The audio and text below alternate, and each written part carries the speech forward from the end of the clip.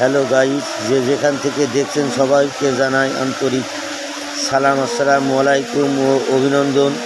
আজকে আমরা আলোচনা দেখব কীভাবে মুরগি লালন পালন করা যায়, কীভাবে মুরগিতে লাভবান হওয়া যায় সেই বিষয়ে আলোচনা করব।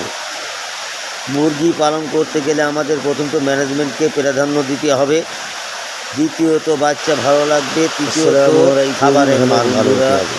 যে যেখান থেকে দেখছেন সবাইকে সমস্যা আছে সেই সমস্যার সমাধান করতে হবে। দেখব একটি ঠিকমতো মুরগির খাবার কীভাবে করতে হবে, তার পরিচর্যা করা হয়। যদি কোনো রোগ দেখা যায় সাথে সাথে তাৎক্ষণিক কীভাবে লালন পালন সেই রোগের বিষয়ে আমি আপনাদের সামনে আলোচনা করব।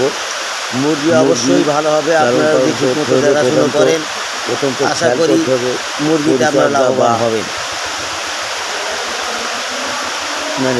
ম্যানেজমেন্ট মুরগির লিডার সবসময় পরিষ্কার